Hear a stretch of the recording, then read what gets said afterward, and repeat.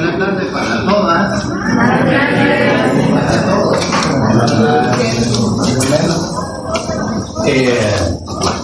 Llevo 5 minutos esperando que llegaran los compañeros que vienen en precipitada marcha veloz para poder llegar a su clase del grado que elaboran y entonces se complica.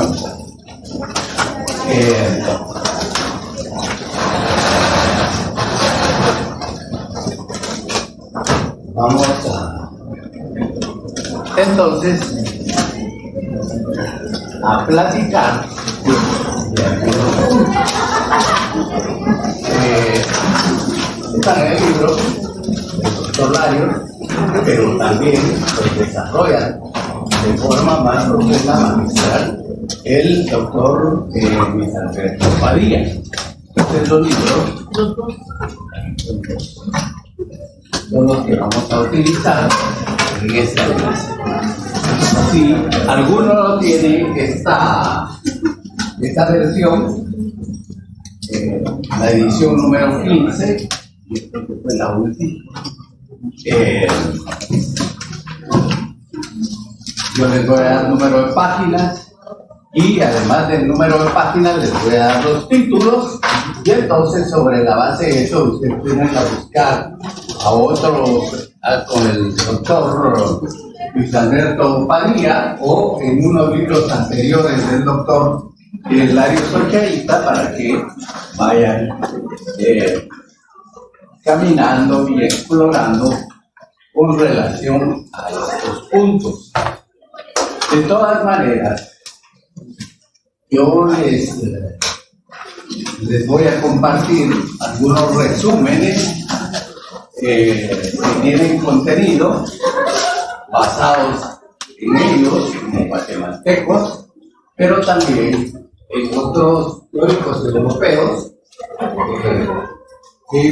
que también son especialistas en el derecho internacional público y nos cuentan a partir de su visión cómo ven ellos el desarrollo de esta disciplina del derecho internacional público. Entonces, en los días de clase virtuales hablamos un poco de los elementos que integran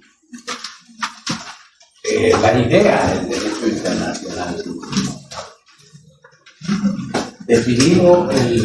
Hablamos del concepto y luego lo definimos expresando cuáles son los elementos, podríamos decir, o los órganos principales del derecho internacional público, a la cual, o los cuales generan, producen derecho internacional. Y dijimos como un sujeto orgánico principal, el Estado. Luego dijimos como otro sujeto importante reconocido por el derecho internacional, toda vez que son los estados en su conjunto los que los han generado. Hablamos de los organismos intergubernamentales, pero también de organismos especializados internacionales.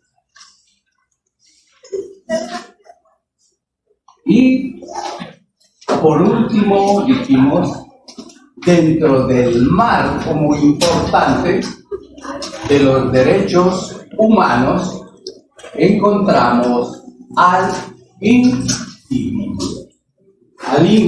Nosotros, como personas humanas, sujetos de derechos, pero también con obligaciones y responsabilidades en la medida que nos pasemos o nos brinquemos las trancas y pasemos dañando a los grupos humanos. Y entonces hablábamos por ahí de la delincuencia organizada.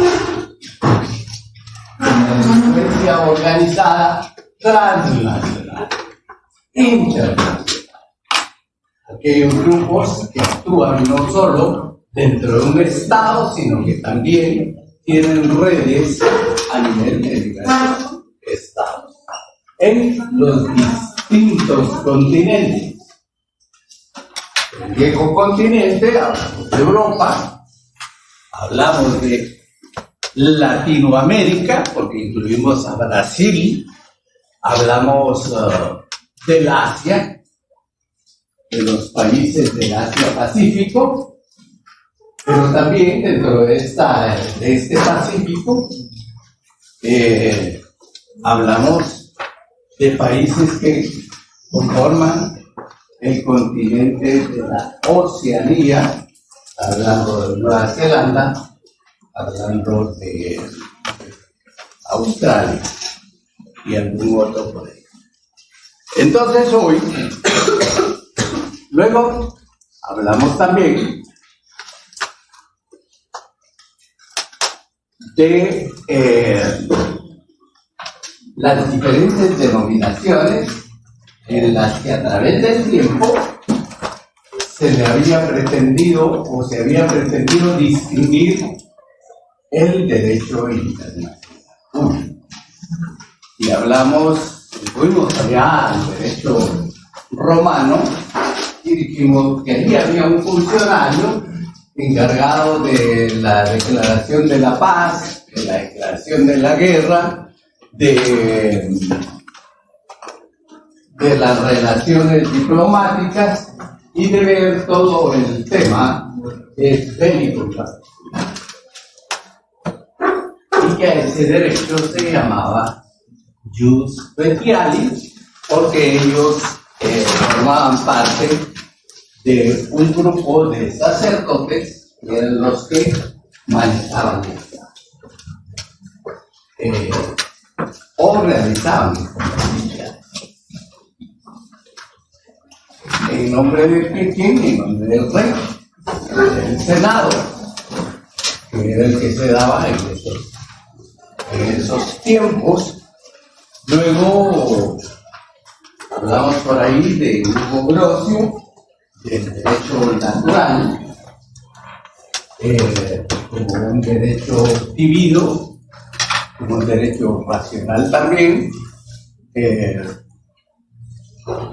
dentro de los cuales se marcaba el derecho internacional, pero que a ese momento no se denominaba aún derecho internacional, sino que era parte de lo que en el ámbito romano denominaban jus gentium, el latín, o sea, el derecho gentium, diferente al jus civile, que era el derecho de los ciudadanos, o la forma en cómo iban a tratar a los ciudadanos romanos. Los otros eran los peregrinos, los otros eran los extranjeros, los que se situaban alrededor de Roma, y entonces ellos tenían un trato muy diferente. Eran bárbaros. No tenían esa categoría, esa cantidad de ciudadanos. Y venían de otros lugares, también como resultado de las mismas guerras, del sometimiento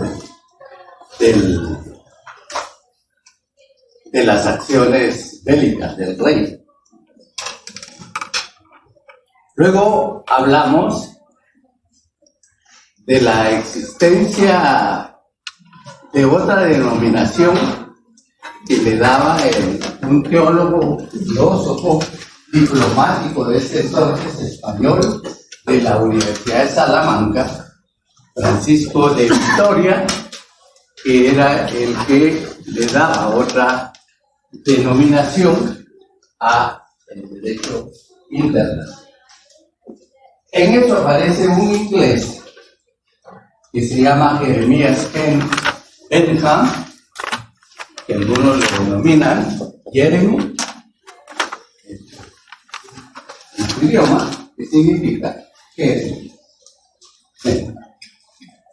él dijo, son relaciones que se producen en el marco extraño de lo interno de los mismos grupos, y entonces ese se debe de denominar derecho interno, y es la primera vez que aparece el derecho internacional denominado como.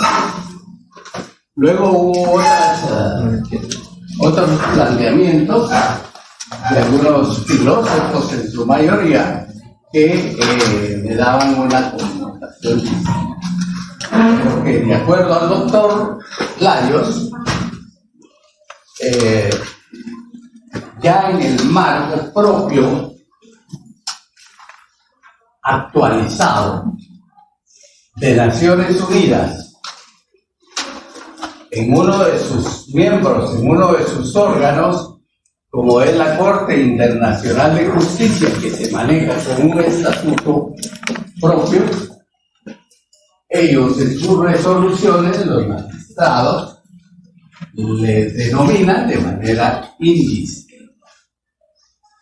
En las resoluciones hace referencia al derecho de gente, hace referencia a otras denominaciones, pero la que debe privar y la que está reconocida por el mundo entero es derecho internacional y es público, derecho internacional público, tomando en consideración que también los individuos en sus relaciones privadas tienen relaciones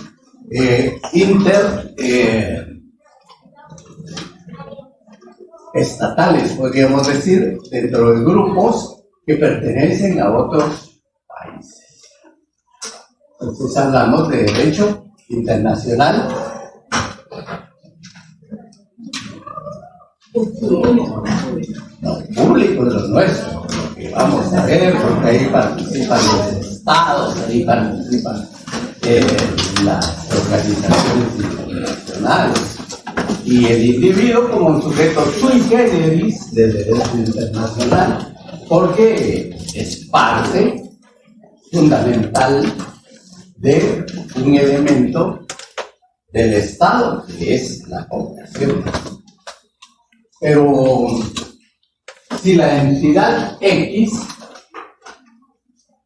desea realizar relación comercial con la entidad B que se encuentra en la China, ¿por qué derechos se van a decir?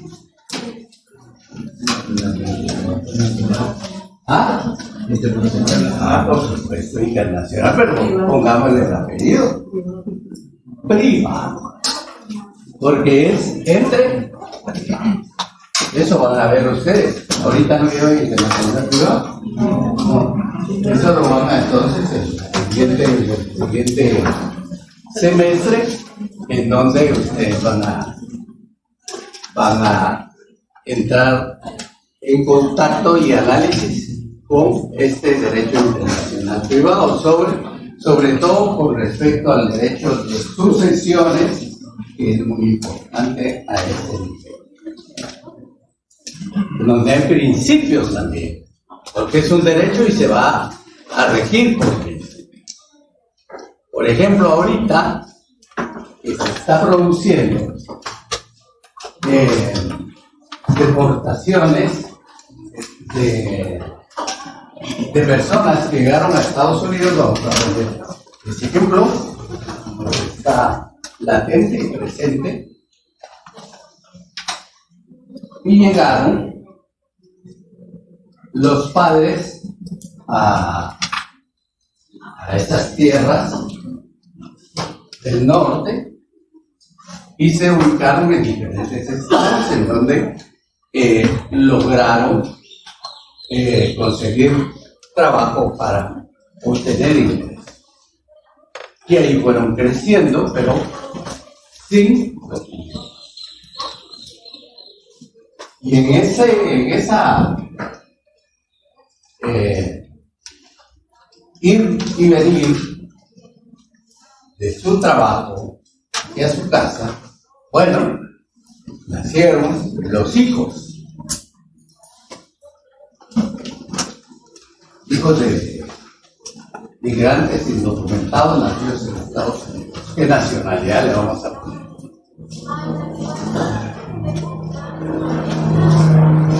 ¿Cuál es la nacionalidad de esos niños?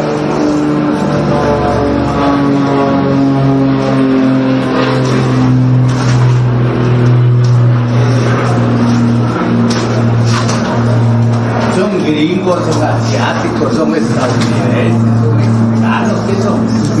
¿O son chatillos? ¿Qué nacionalidad van a tener? ¿Son? Son estadounidenses. Sin embargo, según las disposiciones, los decretos ejecutivos, estos van para afuera. Porque no tienen por qué estar ahí. Porque la ilegalidad de los padres los alcanza. Pero hay dos principios fundamentales. El derecho internacional y el derecho de varas. Uno que se llama jus soli. Jus es derecho, ¿verdad? Y soli es, habla del solar. Y cuando nos habla de el solar, nos está haciendo referencia a la tierra, al territorio.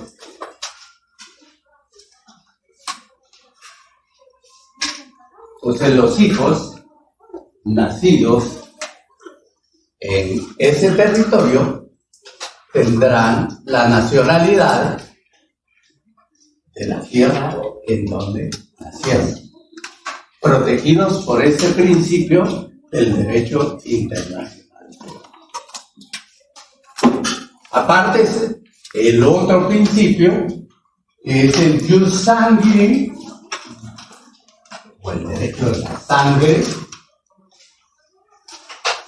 que de conformidad con eso, pues ya no serían estadounidenses, sino que tendrían la nacionalidad de los padres. Entonces, si fueran hijos de ecuatoriano o guatemalteca nacidos en los Estados Unidos, ¿qué van a hacer? Ambas tendrán derecho a la nacionalidad, aplicando el jus sanguinis, tendrán derecho a la nacionalidad de los padres. Serán las que adopten al momento de ser mayores de edad. Bueno, esa es una divulgación. Vamos a ver entonces, hoy, después de haber hecho un repaso de lo que vimos por la televisión, dentro del mundo virtual, vamos a seguir con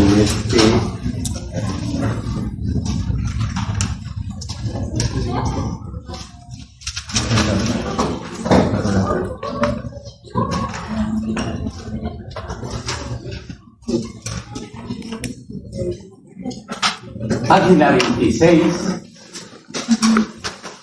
libro del doctor, Derecho Internacional Público, Derecho Internacional Público, doctor Larios Bellos. Título, epígrafe: Ciencias que han desarrollado el derecho internacional. El doctor Padilla, que hace referencia a las ciencias auxiliares del derecho internacional.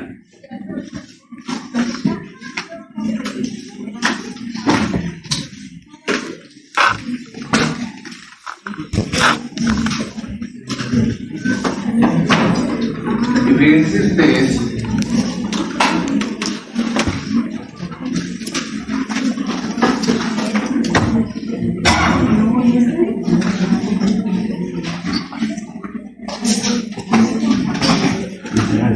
que el doctor Larios dice, lo replica el doctor Luis Alberto María, dice que hay disciplinas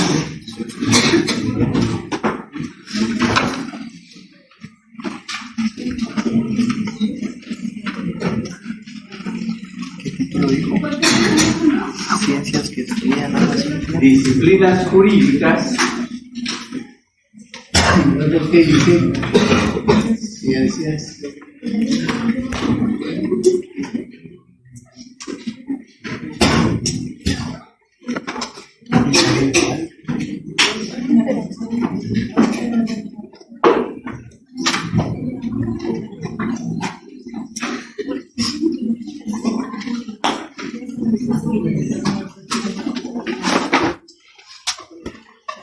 mira,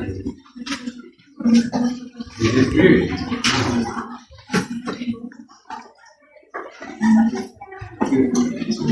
Ah, mira. No hay manera de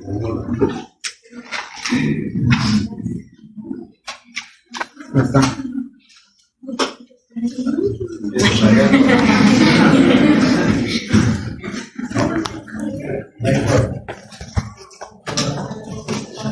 No lo encontraste, no lo encontraste. Quise ayudar. Disciplinas jurídicas, estas son todas aquellas que desarrolla a nivel interno del Estado como parte del ordenamiento jurídico de cada Estado individual y particular, y estas son ciencias generales afines al derecho internacional. Entonces, como hablamos de un ordenamiento jurídico, como primera disciplina o como primera ciencia del derecho, podemos hablar de un derecho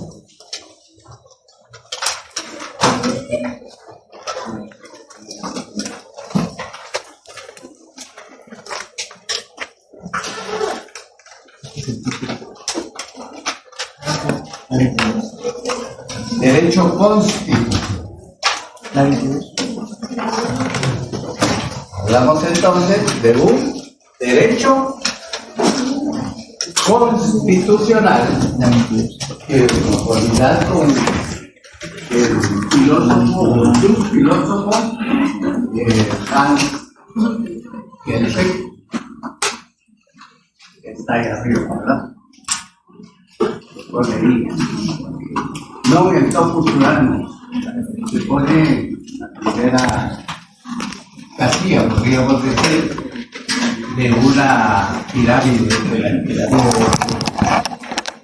que era un positivista, y nos dice que el derecho constitucional es superior, y luego desarrolla el ámbito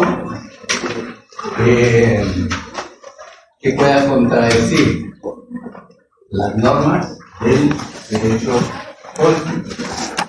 Y si existen normas sobre las cuales se afecte el derecho constitucional, pues hay garantías y hay procedimientos para expulsar ese tipo de normas que pueden estar en otros instrumentos jurídicos. Pero acá no, entonces como una disciplina importante del derecho, del orden jurídico nacional, nos dice el derecho constitucional. ¿Qué relación tendrá? ¿Para qué sirve ese derecho constitucional con relación derecho internacional. Para respetar la soberanía de cada país. Nos hace referencia a términos importantes de soberanía, pero aquí habla de derecho constitucional hacia adentro.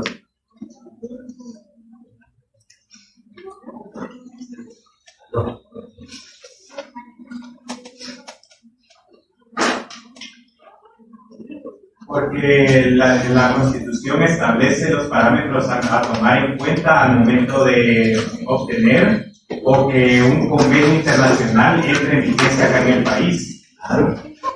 Aquí en la Constitución se definen órganos constitucionales y más bien que órganos son los organismos del Estado. Nos hace referencia a quién, al organismo ejecutivo, que está presidido por quién, por un órgano. ¿Cómo se denomina ese órgano? Discúlpenme, pero lo voy a decir.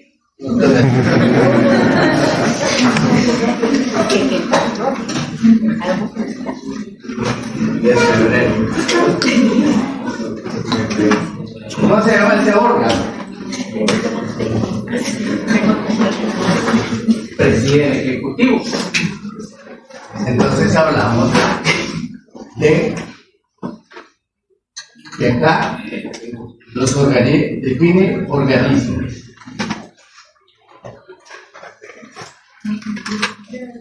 Y estos organismos sustentan al Estado.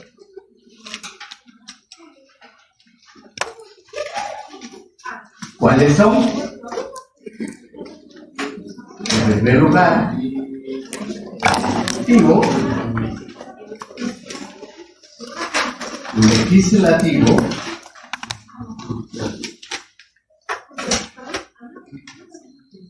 y judicial.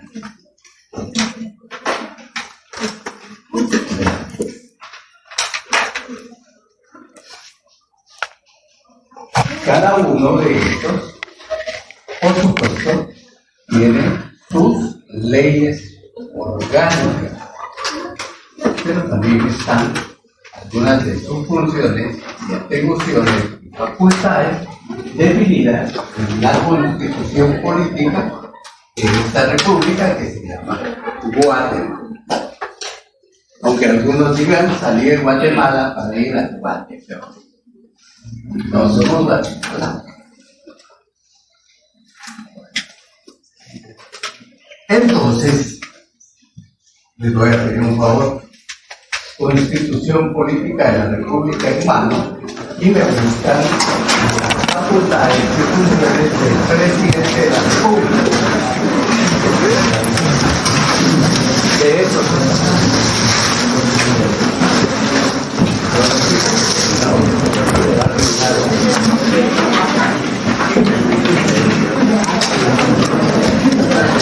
ya la tienen en mano. Muy bien. Ahora les voy a pedir que busquemos las funciones del presidente de la República de Guatemala. Artículo 183. Artículo 186. Ha sido buena y no da nada.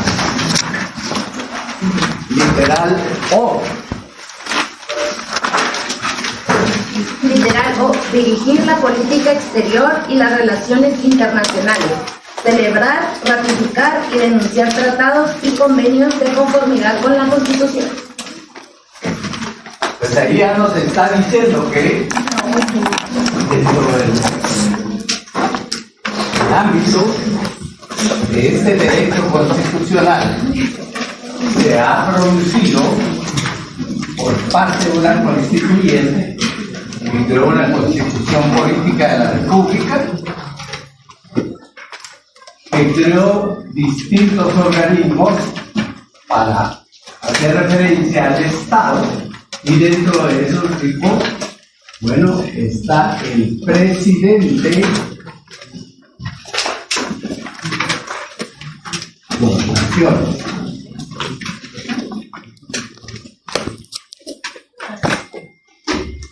El presidente con funciones.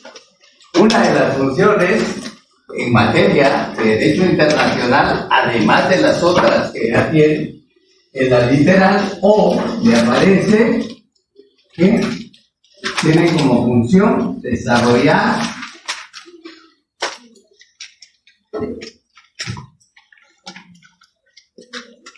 la política internacional.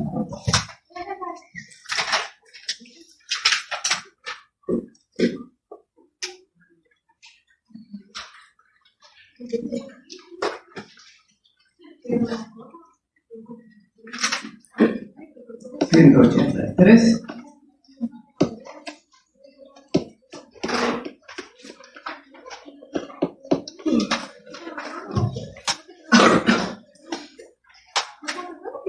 Pero hay otra.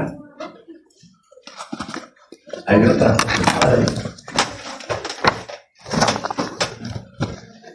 En la siguiente literal. Recibir a los representantes diplomáticos, así como expedir y retirar al exequatur. ¿Exequatur? Sí, exequatur, o a los cónsules. ¿A los qué? Cónsules. ¿Ya vieron esa última facultad? Recibir a los... Pues les pregunto, ¿ante quién el embajador de Moscú presenta, si en dado caso se establecieran relaciones con la Federación Rusa, ante quién presenta sus credenciales? ¿De la ley? ¿De qué? Bueno, sí es ante el presidente de la República, en donde presentará sus credenciales, sus acreditaciones. Entonces acá vamos a ver en qué se convierte este presidente. A nivel del derecho internacional, es un órgano, además de ser el órgano interno del país, se convierte en un órgano externo de las relaciones internacionales. ¿Por qué? Porque es el que va a desarrollar la política, es el que va a desarrollar las relaciones de carácter internacional. Y siendo así, le corresponderá instruir a quién, a su canciller, instruir al ministro de las relaciones exteriores. ¿Para qué? Para que ejecute todas esas direcciones, todas esas directrices que ha impartido este presidente. Luego tenemos un legislativo, un organismo legislativo. ¿Qué relación va a tener a nivel con los organismos internacionales o con los estados? Importante, ¿quién dijo eso? Es importante porque cuando se celebran tratados que son adoptados por los plenipotenciarios de los distintos países, establecen una cláusula y ese tratado vinculará, entrará en vigencia con respecto a todos los estados en el momento mismo en que sean aprobados. ¿Por qué? Por el organismo del Estado encargado de la creación de las leyes. Y entonces dice, los debe aprobar el organismo legislativo. y lo va a ratificar el presidente de la República como el encargado de las relaciones internacionales. Y el organismo judicial, aquí entenderemos que este organismo tendrá relaciones con diferentes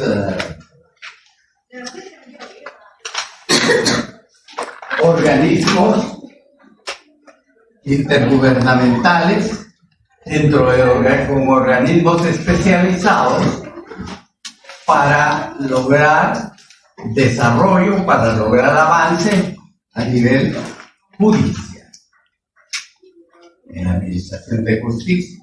Licenciado, en el tema judicial también podría hablar de Interpol y todo eso que se encarga de declarar. Estamos sí hablando cuando existen tratados también, porque todo se tiene que fundamentar en tratados,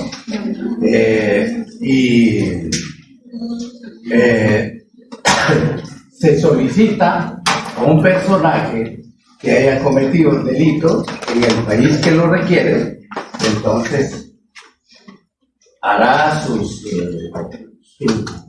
solicitud como corresponde y el Estado de Guatemala, conforme a la ley interna, entregará. Tenemos al organismo. Entonces estamos hablando del marco de qué? Del Estado. El organismo judicial también participa aplicando el control de convencionalidad con respecto a los distintos tratados internacionales en materia de derechos humanos y las jurisprudencias que emite la Corte Interamericana de Derechos Humanos. El organismo judicial, hablamos de todo, administrativo y del sector propiamente judicial, que es el que judicializa. Bueno, dice que los jueces, nadie es superior a la Constitución, la supremacía constitucional como un principio fundamental. Y entonces todos los jueces deben de tomar en consideración el respeto a la Constitución en primer lugar, pero también deben de hacer prevalecer en sus resoluciones, en la medida que las mismas deben de ser motivadas. Cuando hablamos de motivadas es porque son argumentadas, son fundamentadas, y entonces en ese marco debe tomar en cuenta todos aquellos convenios de carácter internacional aprobados en Guatemala, ratificados por Guatemala y que hayan pasado como ley nacional. Entonces, debe de aplicarse y debe de observarse ese control de convencionalidad a que hace referencia. Por supuesto que sí, todos los jueces están obligados en sus resoluciones a fundamentar. Hablemos entonces, ya que salimos y vimos por qué el derecho internacional por ahí crea en sus órganos el derecho, crea facultades. Entonces también vemos que existe acá, además del presidente de la República, otra figura, que es el ministro.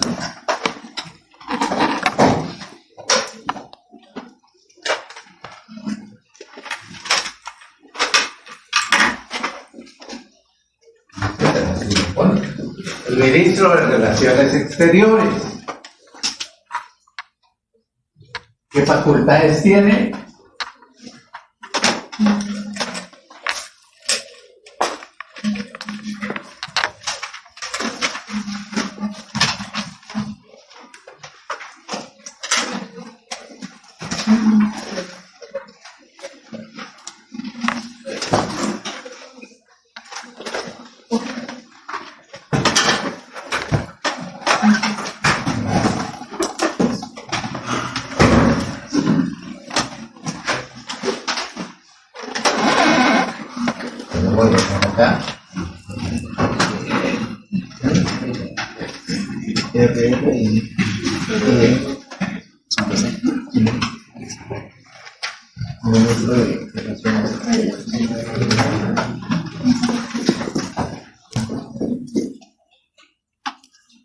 ¿Tienen la ley del organismo ejecutivo?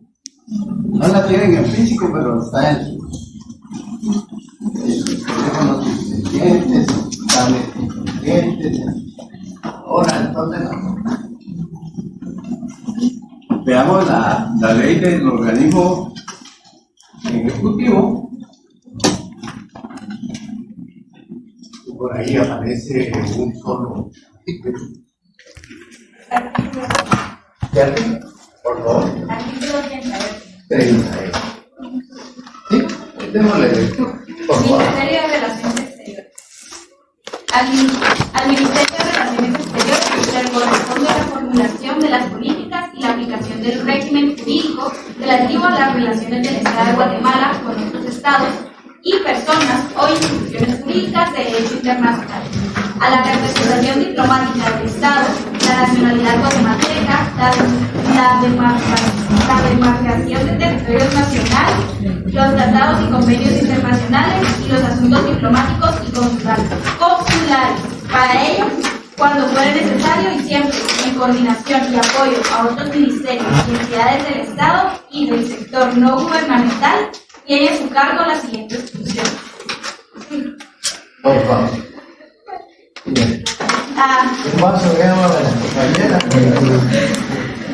A coordinar, analizar, apoyar y dar seguimiento a la negociación de convenios comerciales, de inversiones, de préstamos, de turismo, medio ambiente, de transporte, de comunicaciones, de ciencia y tecnología,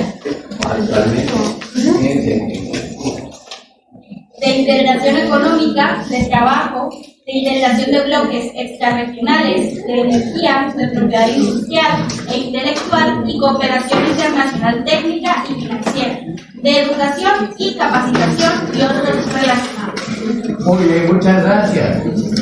Entonces, tenemos este ministro de Relaciones Exteriores como el que realiza la ejecución, la coordinación de los diferentes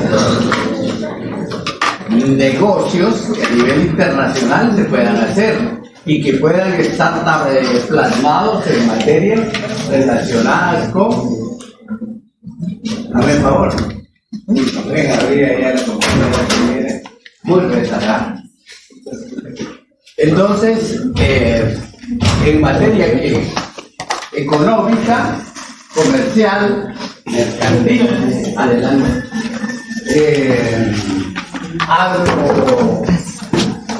Agrícola, agrocomercial, agroindustrial, se pueden producir todas esas relaciones, no solo entre estados, sino que también entre entes particulares.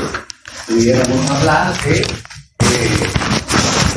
entidades transnacionales, de grandes emporios internacionales que realizan negociaciones en el ámbito de esas materias. Y el ministro, entonces, tiene contrato. El ministro tiene intervención con esos personajes, con esas personas. No vamos a accidentes porque también se producen, pero que sin embargo actúan por medio de personas.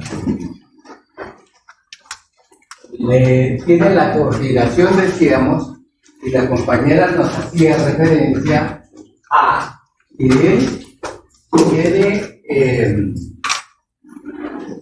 la función de autoridad ante dos órganos fundamentales, dos órganos externos del derecho internacional, de las relaciones internacionales. ¿Y cuáles son esos órganos externos? Los voy a poner acá. Los vamos a ver en su momento.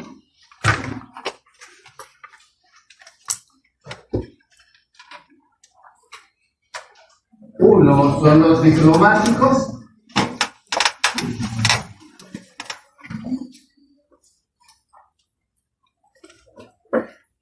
El segundo son los cónsules.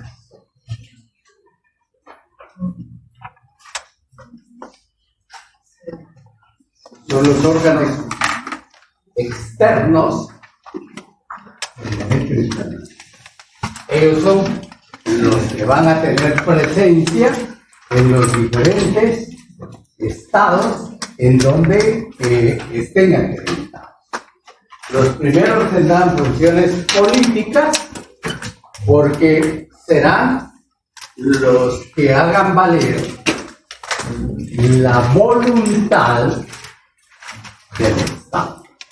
La voluntad del Estado. ¿El Estado tiene voluntad del Estado? No. Pero ellos van a hacer prevalecer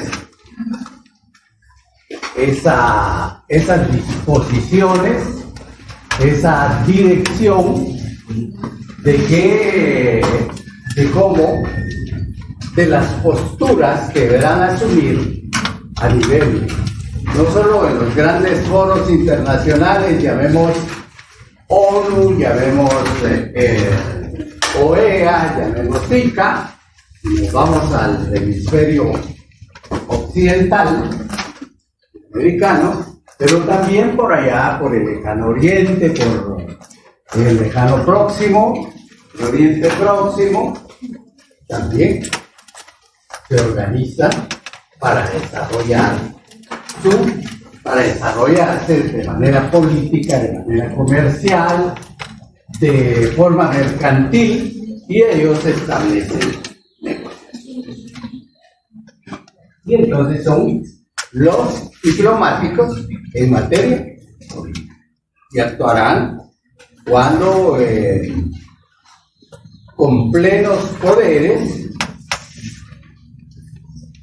Cuando decimos plenos poderes, ¿a qué nos referimos? ¿Qué se les ocurre a ustedes en ese imaginario inmediatamente especial que tienen? Porque son unos estudiosos. Tiene todo el respaldo de su gobierno para tomar las acciones para las que se enviaron. Claro, eso podríamos decir de forma coloquial. Tiene el respaldo de su gobierno, de su presidente, tiene el respaldo. Pero es plenipotenciario, ya lo vamos a ver cuando hablamos del derecho de los tratados, porque de su expresión lingüística se establece que pleni se refiere al pleno, a la totalidad, y potenciario porque tiene poder. Él tendrá los plenos poderes para representar al Estado en diversas negociaciones.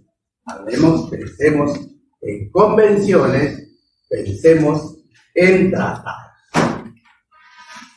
Entonces tendrán esa disposición. Y luego tenemos, que son los cónsules. Y los cónsules también tienen facultades amplias, tienen facultades suficientes. ¿Para qué? Para darle asistencia a los ciudadanos que se encuentren en el lugar que representa y los debe orientar, los debe apoyar, ya sea jurídicamente o en la forma en que este cónsul o los cónsules estén facultados y tengan posibilidades de poder apoyar. Entonces las funciones de ellos serán administrativas, tendrán funciones con relación a sus propios ciudadanos. Otra disciplina entonces es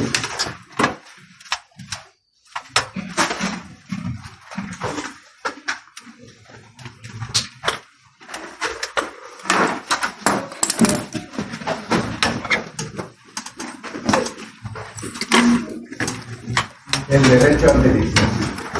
Pero previamente a irnos allá, vamos a decir que ellos se rigen por la convención a los agentes diplomáticos.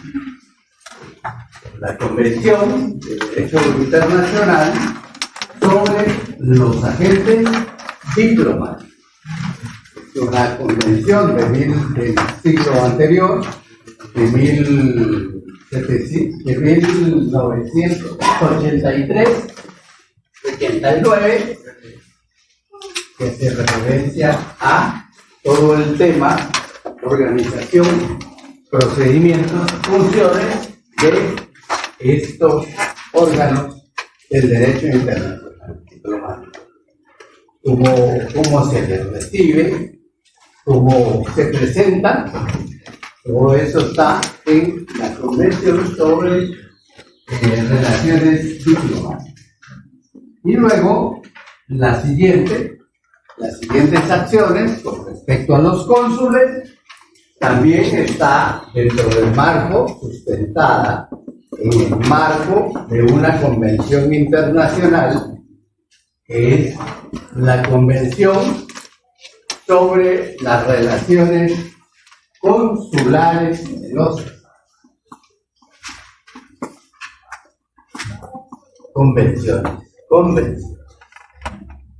Bueno, normas jurídicas que emanan de ministerio. El derecho administrativo, ya vimos entonces la ley del organismo ejecutivo, en su artículo pertinente, donde hace referencia al ministro. Pero también hay un acuerdo que lo van a tener que buscar, que lo van a tener que conseguir,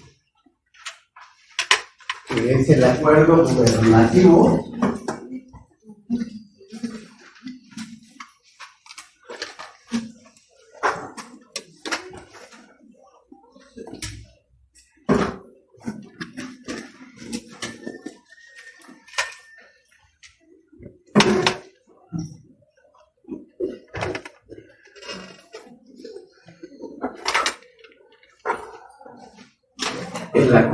gubernativo 415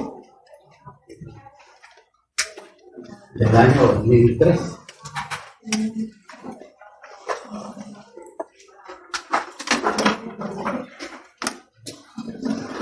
¿Dónde lo van a conseguir? En el Ministerio de Relaciones Exteriores o en la página de internet del Ministerio. Ahí lo ponemos. ¿Y a qué se refiere? Se refiere a la organización del Ministerio de Relaciones Exteriores. Aquí están las dependencias que tratan todo lo relacionado a la nacionalidad. Está las que se refieren al departamento jurídico del ministerio, también aquellas que se refieren a las funciones de los cónsules, vicecónsules, de los ministros y viceministros del Ministerio de Relaciones Exteriores. También vamos a encontrar acá el procedimiento que se ha seguido con relación al caso de Belice, que es una asignatura pendiente que tiene el Estado de Guatemala para definir su territorio y sus límites. Entonces, está este acuerdo. Lo tienen que conseguir y lo van. Porque seguro que de ahí viene el examen.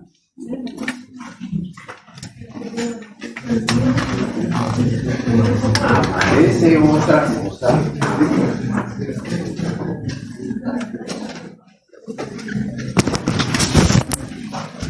Tiene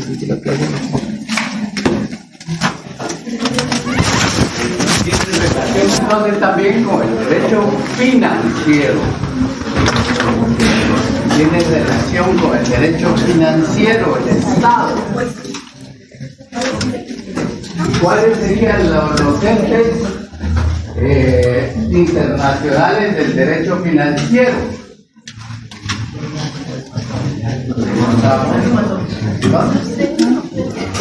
Hay fondos monetarios internacionales. Las hermanitas del tratado del marco, el tratado, ¿cómo se llama el tratado? Bueno, pero está el Fondo Monetario Internacional, el Banco Mundial. ¿Cuál otro? El Banco Mundial. Como entes financieros a los cuales acuden los estados para refinanciar, para poder obtener fondos. También por eso la Organización Mundial del Comercio. La OMC, la Organización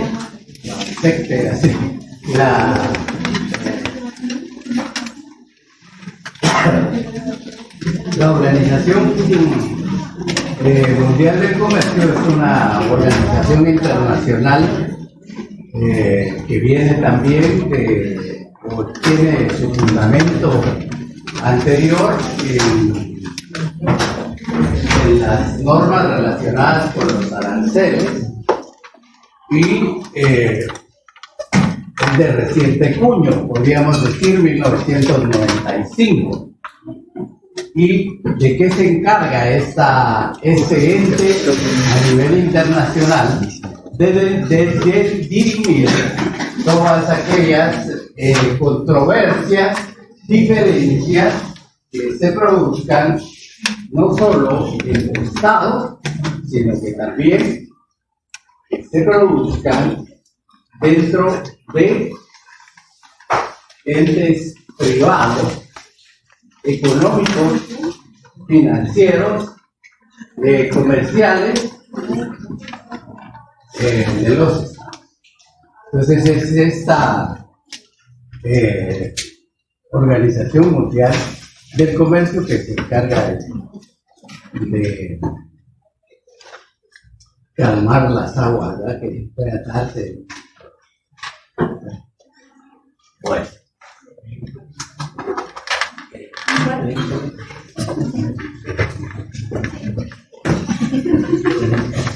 Bueno, ¿borramos acá? Sí.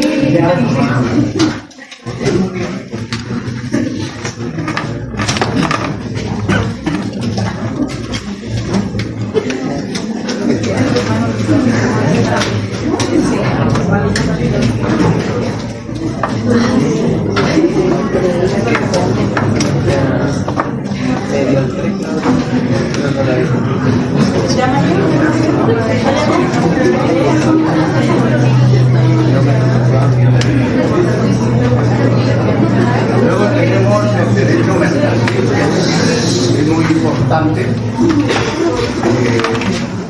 El derecho mercantil a nivel interno, pero también a nivel internacional, rige normas del derecho mercantil para las negociaciones y tráfico de las mercancías. Es tan importante, vean ustedes, que a nivel también de los tratados de libre comercio, tan serios en momentos determinados, pero que en la actualidad vemos que se pueden deshacer a voluntad unilateral. Entonces les decía que son tan importantes porque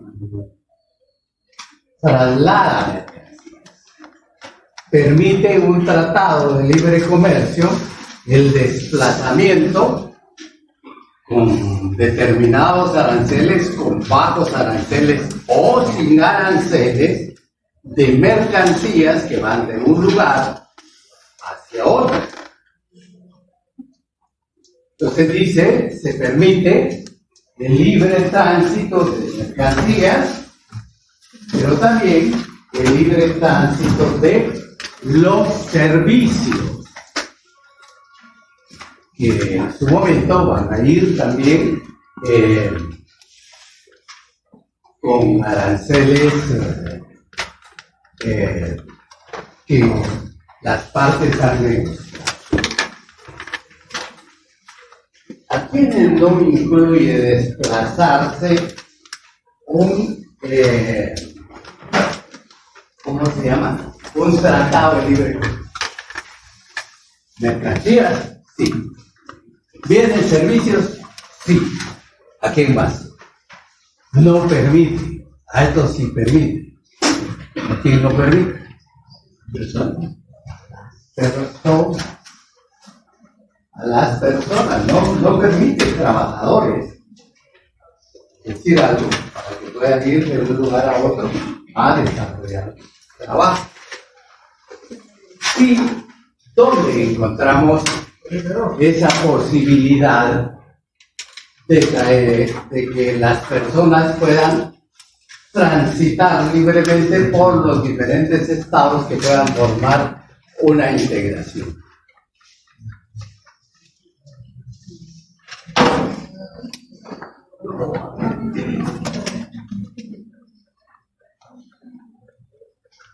Entonces,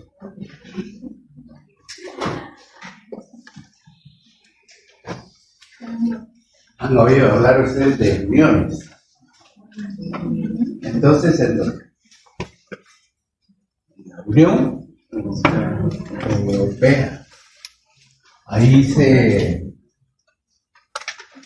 suscribió un tratado denominado Maastricht, en donde fueron paulatinamente advirtiendo de la necesidad de mano de obra técnica, de mano de obra calificada y de la necesidad de permitir el desplazamiento de todos estos trabajadores para que puedan laborar en los diferentes estados que formaban esta Unión Europea. La Comunidad Europea, Económica Europea, en sus inicios, el proceso de desarrollo. Entonces encontramos en esos procesos integradores que se permite el libre paseo de trabajadores, pero para el efecto fue necesario que documentarlos. Y al documentarlos, la necesidad de crear un documento único que representaba a la Unión Europea, y de acuerdo a ello, decía, soy ciudadano europeo. Soy ciudadano guatemalteco. No es parte de la Unión, no es parte de este tratado, no es parte de este convenio. ¿Qué país rompió con eso? ¿Quién? Inglaterra, a través de su Brexit.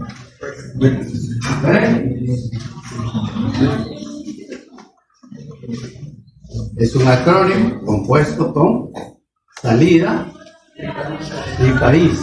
Creo que en inglés, ¿cómo se denomina entonces? Brexit. Gran Bretaña se salió. Adiós, chao. Y entonces ya no permitió que trabajadores que vinieran de Francia, de Alemania, de Bélgica o de cualquier Finlandia, cualquier otro país de la Unión, pudieran desarrollar labores, y tuvo problemas enormes con relación a poder transportar a ese desplace y distribución de las mercancías. derecho penal. Tiene relación con el derecho penal a nivel interno y a nivel internacional. A nivel internacional, porque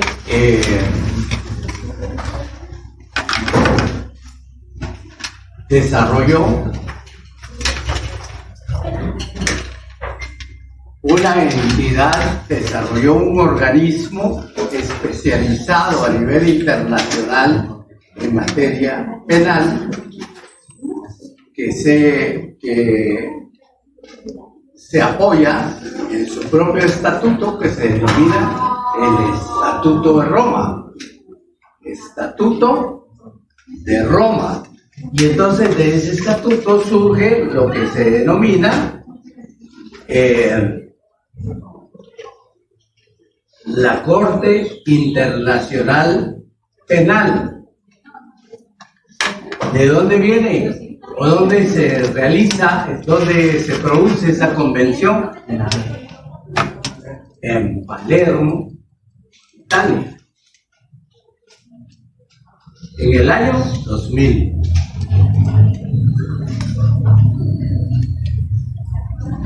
¿Cómo se denominaba esa convención de Palermo? Es la Convención de las Naciones Unidas contra la Delincuencia Organizada Nacional y sus protocolos. Hay una resolución de la Asamblea General de Naciones Unidas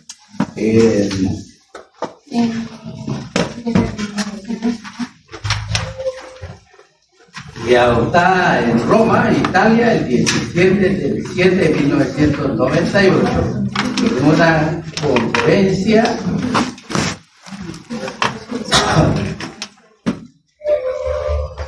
de plenipotenciarios de la ONU, donde queda la Corte Internacional Penal.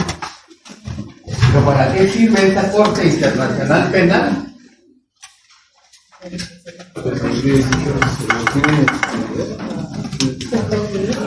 Para los crímenes, sí podríamos hablar, pero para los crímenes de guerra también existe lo que se denomina derecho humanitario.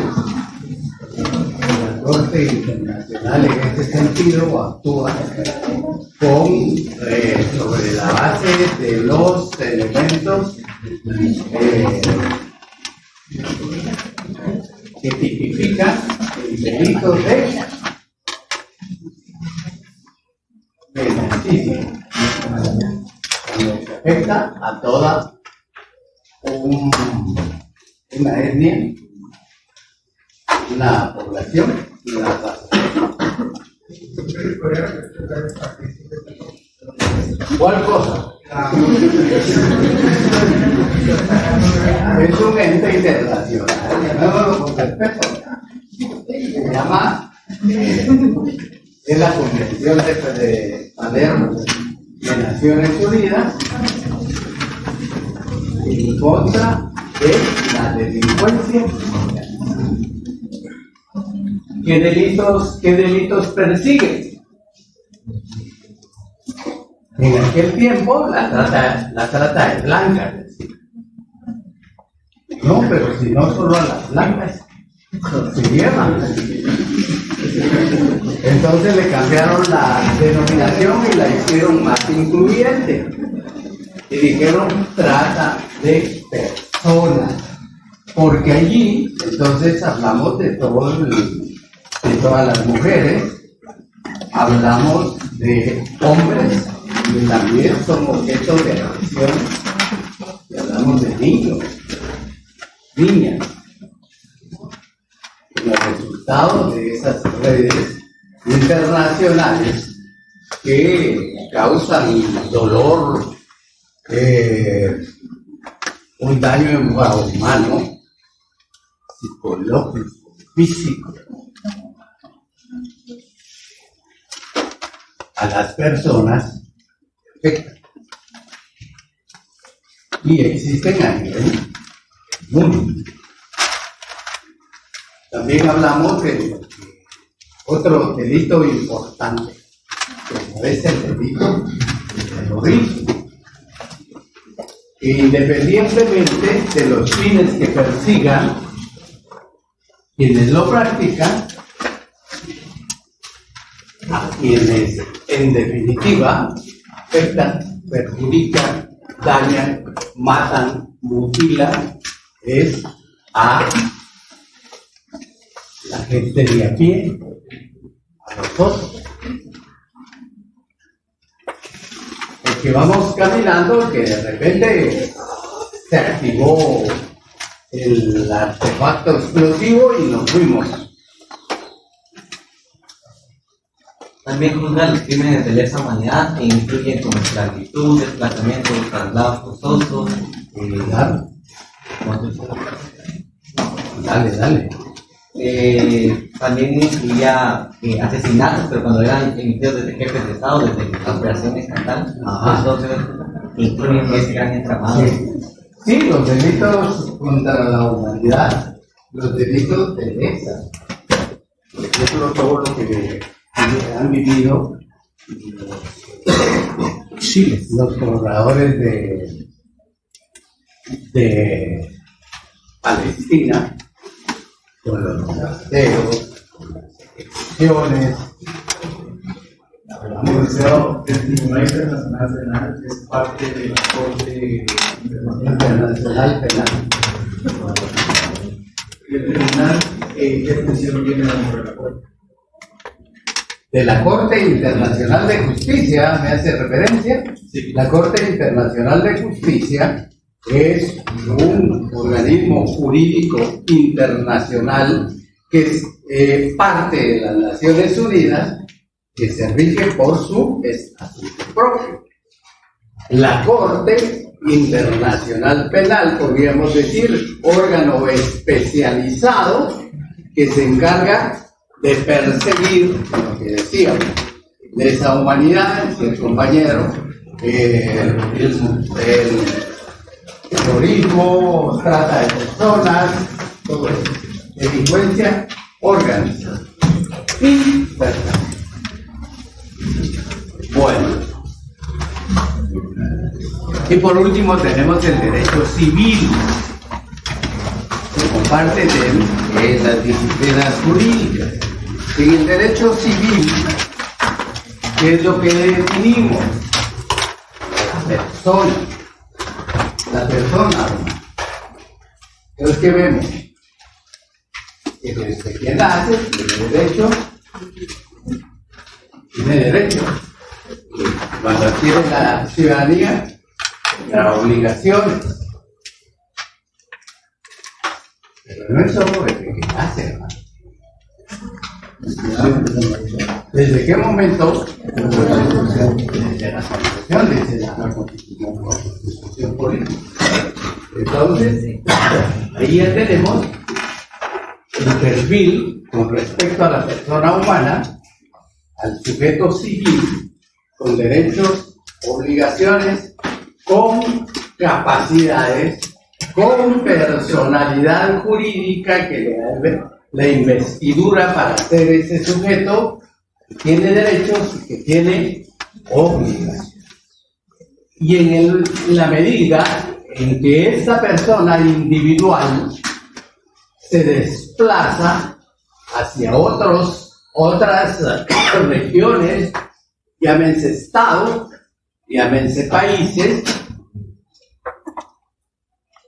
entonces tiene también relaciones con respecto al derecho internacional.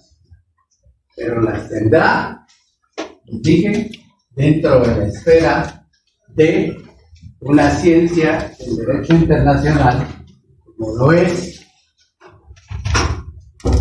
¿qué? ¿Cómo se llama la ciencia?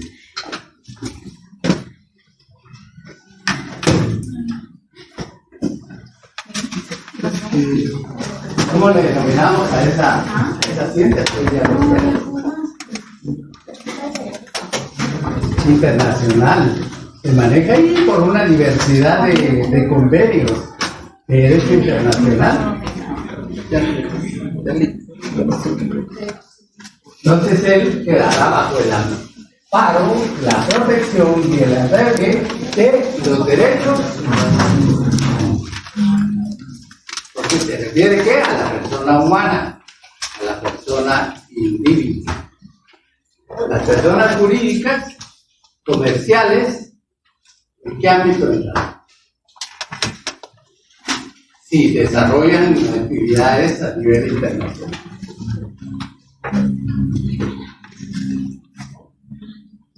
Dentro del derecho mercantil, dentro del derecho comercial. Todavía nos quedarán 2 minutos.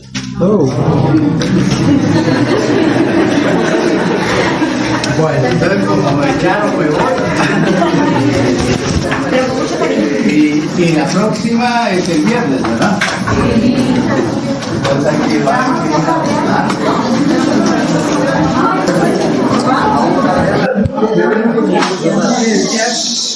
vamos a ver lo relacionado a